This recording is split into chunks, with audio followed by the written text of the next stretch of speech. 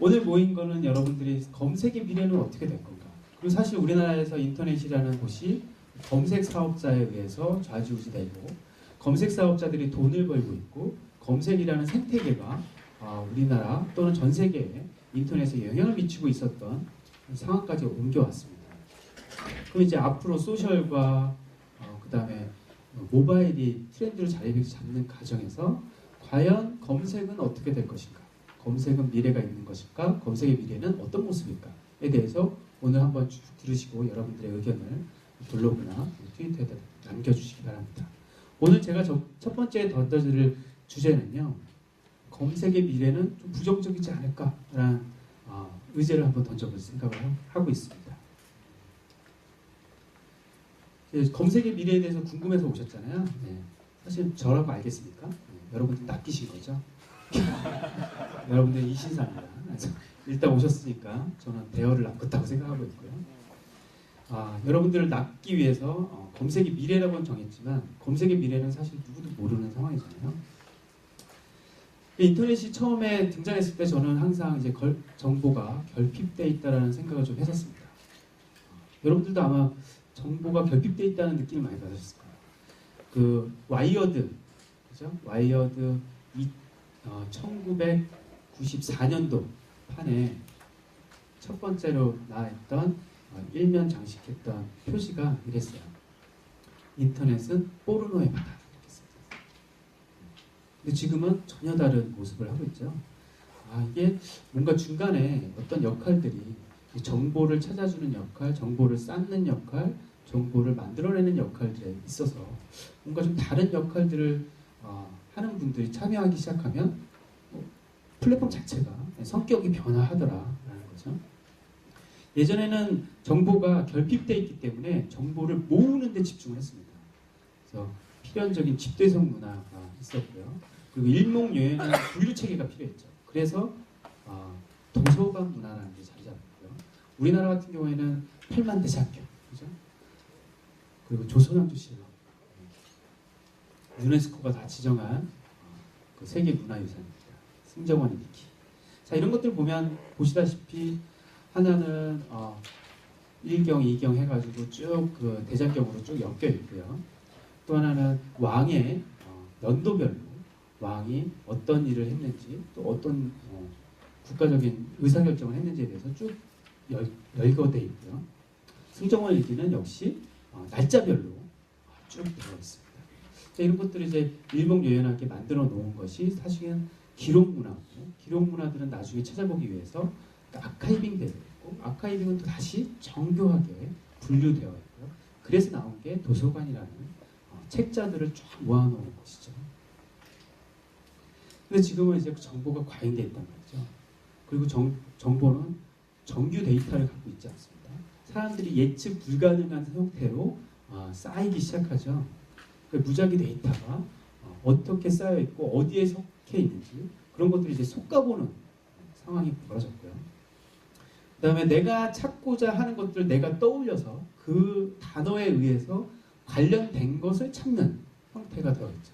예전에는 뭔가 한국의 정치에서 한나라당의 박근혜 이런 정책 이런 식으로 분류가 딱 되어 있지만 지금 사람들은 그냥 박근혜 하나를 찾는다는 거죠.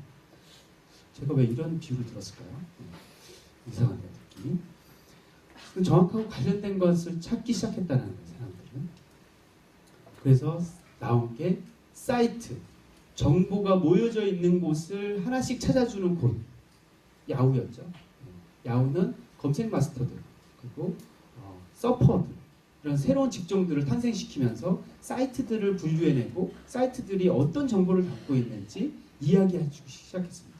사람들은 우리가 인터넷을 처음 초기에 시작했을 때 야후의 모든 그 첫 번째는 아트였잖아요. 그렇죠? 아트로 시작했었습니다.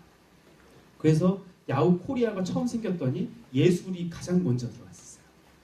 영어로는 A부터 시작돼서 아트였는데 우리나라는 그걸 번역해서 그냥 들어오는 바람에 예술이 가장 먼저 등장했던 그런 시절이 있었습니다. 그리고 나서 사람들은 사이트를 찾는 게 아니라 이제는 컨텐츠를 찾기 시작하죠. 컨텐츠를 찾는데 여전히 그 컨텐츠는 어디 사이트에 속해 있다가 신뢰도에 영향을 미치기 시작했다는 거죠. 그래서 야후는 사실 웹페이지의 검색에 크게 신경 쓰지 않았습니다. 웹페이지 검색을 외주를 주죠. 외주를 줬던 곳이 웹페이지 검색을 했던 구글이었습니다. 사실은 그래서 지금까지의 모든 역사는 야후와 구글이 그냥 만든 거죠. 물론 우리나라의 역사는 약간 좀 다르죠. 어쨌든 그런 상황에서 웹페이지가 이제 기본적인 분류에 체계가 되어 있고 그 안에서 페이지들을 찾아서 관련된 것들 찾아주는 것, 사람들이 떠올린 것을 관련된 것으로 찾아줘서 정확도에 의해서 찾아주는데 정확도를 찾아내려면 어마어마한 인덱싱을 가져야 되는 거죠. 어마어마한 데이터를 확보해야 되는 겁니다. 그러다 보니까 어마어마한 데이터들을 확보하면서 그것들을 또 중요도를 나열하기 시작하는데 그게 랭크 기술이죠. 분류해서 올라가 주는데 이걸 사람들의 손으로 할 수 없다. 그래서 기계적인 랭크 기술을 가진 게 페이지 랭크라는 또 기술을 갖죠. 자, 이런 과정들을 쭉 거치면서 정말 어마어마한 데이터들이 쌓이고 있고 이 데이터들이 어딘가에 있고 그것들을 찾는 도구로 가장 유용한 도구가 검색이구나. 그래서 어마어마한 사람들이 인터넷을 찾을 때 홈페이지로, 프론트 페이지 또는 포털로 인식하게 된 게 검색 페이지였습니다. 그래서 인터넷을 장악했죠. 자, 그러면 지금 와갖고 미국을 한번 찾아보자는 거죠. 지금 이걸 보시면 몇 개죠? 16억. 예, 16억 개. 저는 미국에 대해서 찾고 있는데 16억 개를 뿌려주죠. 과연 미국의 가장 정확한 검색, 미국이라는 단어를 떠올렸을 때 내가 연관되어 있는 것을 누구나 연관되어 있다고 생각하는 것을 가장 먼저 올려줄 수 있을까? 과연 구글은 이런 생각을 할 수밖에 없죠. 검색의 모습은 현재 이런 모습입니다. 더 심각한 거는 페이지가 늘어나는데 너무 기하급수적으로 늘어납니다. 트윗 하나하나가 다 페이지를 갖고 있죠. 퍼머링크입니다. 고정된 URL을 갖고 있어요. 그게 처음에는 인덱싱의 재료로 쓰이기 위해서 구글이 그 인덱싱 서버를 아예 사버렸죠. 근데 지금은 안 사죠. 얼마 전부터 트위터를 검색해주지 않습니다. 트위터라는 짧은 글에 과연 데이터가 담겨있는가, 정보가 담겨있는가, 그 정보는 다른 페이지들과 랭크를 통해서 순위를 매겨줄 수 있는가에 대해서 포기한 거죠. 어떻게? 유튜브는 또 어떻습니까? 유튜브는 영상인데요.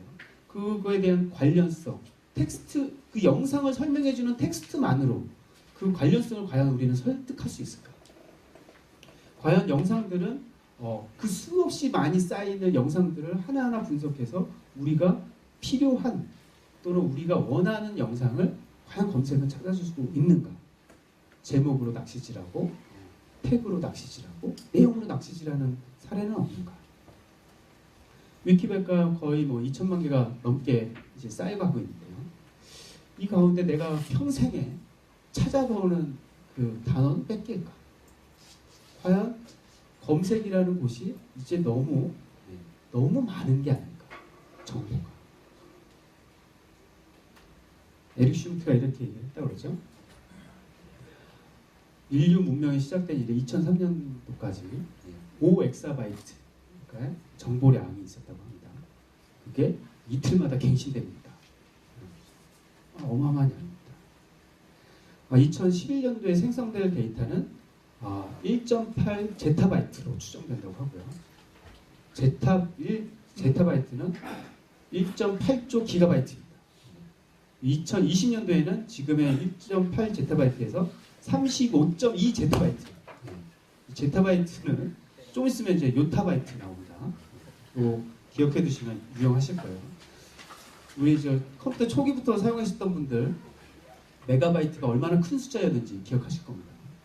기가바이트는 어마어마한 것을 기가라고 생각했는데 지금은 기가를 되게 얕보죠. 페타바이트는 별로 신경도 안 써요. 요새 메가바이트로 들어가 있습니다. 빅데이터의 시대가 왔다 이거죠. 데이터는 빠르게 크게 어마어마하게 쌓이고 있다. 이 안에서 과연 예전의 인덱싱 방식으로 관련성을 찾는 것 방식으로 그 데이터들의 관련성을 찾는 것으로 과연 검색은 제 역할을 할 수 있을 것인가에 대한 물음입니다. 다음번에 그 그 데이터는 어떻게 될 건가? 얼마 전에 그 구글에서 6분으로 보는 6분으로 보는 뭐 구글 검색 엔진의 발전 뭐 이런 영상이 나온 적이 있어요. 그 중에서 몇 가지를 뜯어봤는데요. 재밌는 게 하나 있어서 봤습니다. 2001년도에 9월 11일에 그 무역센터가 붕괴되죠. 자, 이때 많은 사람들이 구글로 찾아왔어요. 구글로 찾아와서 뉴욕 트윈타워를 검색했더니 아주 정교한 데이터 마이닝을 통해서 당신이 찾고 있는 것은 이겁니다. 서비스를 찾아주는 거죠. 지금 우리가 보고 있는 거는 쌍둥이 무역센터가 무너져 내리고 있는 곳인데 우리가 검색해보면 평온한 겁니다. 신뢰도 있는 검색을 위해서 그 세계무역센터 홈페이지로 안내하고 있다는 거죠. 그래서 급하게 구글이 잘 안 하던 짓을 하죠. 수작업을 들어갑니다. 홈페이지에 지금 이런 일이 벌어졌다라는 걸 알려요. 워싱턴 포스트와 CNN을 연결시켜줍니다. 자, 이거 구글은 원칙을 벗어난 일을 하기 시작한 거죠. 기계가 모든 것을 밝혀줄 거라고 생각했는데 지금 당장 일어나는 그 일에 대해서 구글은 반영하지 못했다는 걸 인정할 수밖에 없는 겁니다. 자, 그리고 나서 많은 일들이 벌어지는데 지금 구글 검색을 하다 보면 예전에는 없었던 뉴스가 분류되어 있고 블로그가 분류되어 있고 이미지가 따로 분류되어 있고 한 페이지에서 관련되어 있는 검색 페이지 랭크 기술을 가장 높이 올릴 수 있는 것들을 맨 위로 올려두는 것들을 이제는 분류를 해서 한다는 거죠. 그걸 또 우리나라 그 검색 사업자들은 야 우리나라 거 이제 따라한다 이렇게 얘기하는데 사실 좀 어불성설이죠. 우리나라는 처음부터 분류해놨죠. 그냥 DB 검색이니까 웹 검색 자체를 크게 의미를 두지 않았던 걸로 알고 있습니다. 실제로 모 포털에 검색 사업자 검색으로 시작하셨던 모 포털에 사장님을 뵐 기회가 있으면 항상 하시는 얘기가 그랬어요. 우리나라 웹 검색은 클릭률이 1.2%에 불과하다. 누가 웹 검색을 하고 앉았냐? 다들 뉴스 검색하고 있고, 다들 블로그 검색하고 있고, 카페 검색하고 있고, 카페 검색도 얼마 되지도 않았죠. 그런 것들을 하고 있는데 과연 웹 검색이라는 게 필요하냐? 그렇게 얘기했어요. 그게 그때 한참 웹 2.0 들고 구글이 막 판을 칠 때였다. 근데 바깥에서는 전혀 다른 방식으로 검색이 해줄 수 있는 모든 것들이 이제는 사람들의 원하는 것들을 다 해줄 수 없다. 그러면 어떻게 해결해 줘야 되는가에 대한 심각한 고민들을 하게 되죠. 그래서 나온 게 개인화, 아이구글 뭐 이런 것들이 나오기 시작하죠. 그리고 시멘틱, 의미 분석을 해야 된다. 사람들이 지금 이 시점에서 왜 그 사람을 찾는가? 김연아를 찾는 것이 김연아의 경기 영상을 보기 위해서인가? 지금 김연아를 찾는 것은 종편의 아나운서로 진짜 나온 건가? 이런 걸 찾기 위해서 사람들 지금 김연아를 찾는가? 이런 의미 분석을 하기 위한 여러 가지 일들, 그리고 실시간으로 트위터에서 일어나는 일들, 페이스북에서 일어나는 일들, 뭐 요즘에서 일어나는 일들, 이런 것들을 검색해줘서 사람들의 그 의미들, 지금 FTA를 얘기하는 것들에 대한 정서의 변동, 흐름, 이런 것들을 보여줄 것인가? 또는 지역별로 강남과 강북의 차이를 보여줄 것인가? 지방과 서울의 지역 차이를 보여줄 것인가? 주제별로, 소셜로, 음성으로 이런 다양한 검색들이 등장을 합니다. 이런 과정에서 사실은 화두를 삼은 것은 스티브 로젠바움은 큐레이션이 필요하다. 큐레이터가 필요하다. 결국엔 다시 또 사람이 필요할 거다. 과연 그런 기술들이 과연 사람들의 니즈를 만족시켰냐 이거죠. 결국엔 사람들이 개입돼야 되고 결국엔 구글도 사람이 개입될 수밖에 없는 상황을 만들었듯이 앞으로 정교한 기술이 나올수록 또 다른 사람들의 개입이 필요할 거다. 그것이 큐레이션이라는 컨셉으로 지금 막 뜨고 있는 트렌드입니다. 그래서 큐레이션 책에 보면 제가 이제 분류해 놓은 것들이 있는데요. 이건 큐레이션은 약간 미디어의 발전과 기술의 발전 사이에서 공존하고 있는 여러 가지 현상이기 때문에 여러분들 좀 이해를 돕기 위해서 이걸 만든 것 같고요. 우리나라에도 큐레이션 사이트가 있었습니다. 마이크로 탑10이라고 있었어요. 올해 2월에 망했죠. 접혔어요. 근데 이때 당시에는 소셜이 막 이렇게 활발하지 않아가지고 마이크로 탑10, 그러니까 내가 정하는 뉴스 10가지를 모아놓은 거잖아요. 내가 중요하게 생각하는 10가지를 오늘 하루 하나씩 이제 탑10을 모아놨는데 그걸 배포할 장소가 없었던 거예요. 우리나라도 포털에서 이거 또 알아봐주지도 않고 여기서 배포할 수 있는 창구는 고작해야 이메일로 보내주기 뭐 이 정도밖에 없었어요. 그러니까 뭐 딱히 이제 홍보 수단이 없었던 거죠. 강력한 홍보 수단을 갖고 있는 큐레이션 서비스가 하나 있습니다. 네이버의 오픈캐스트 같은 거죠.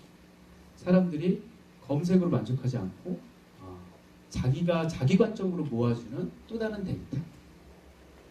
스토리파이 같은 것들도 나오기 시작하고요. 사람들이 자기가 갖고 있는 여러 가지 소스원들 중에서 필요한 것들을 재조합시킬 수 있는 형태의 서비스들이 큐레이션으로 나오기 시작합니다. 이거는 기계가 만들어주는 게 아니다라는 거죠. 쇼핑에서도 이제 폴리버닷컴이라는 게 나오기 시작합니다. DB를 열어주고 자기 정해져 있는 템플릿에 자기를 만족시킬 만한 데이터들을 담아서 패션이라는 데이터들을 하나씩 생성해 놓는 겁니다. 그게 검색을 통해서 찾는 패션보다 누가 추천해주는 패션이 훨씬 더 낫다라는 거죠. 사실 여러분들 패션을 찾아볼 때 빨간색 드레스를 찾아보세요. 뭘 찾아야 될지 모르죠. 그래서 그런 큐레이션 트렌드에 맞춰서 다양한 사이트들이 지금 막 등장하고 있습니다. 여러분들이 한 번씩 찾아가 보시기 바랍니다. 얼마 전에 딜리셔스가 이제 야후에서 팔리고 난 다음에 본격적인 큐레이션 사이트로 또 변신하는 모습도 보여요. 등등 많이 있습니다. 그래서 아마 올해는 올해 말부터 내년까지 이제 아마 큐레이션에 대한 키워드가 다시 한번 인터넷에서 주목받지 않을까라는 생각을 해봅니다. 큐레이션 특징은 여러 가지들이 있어요.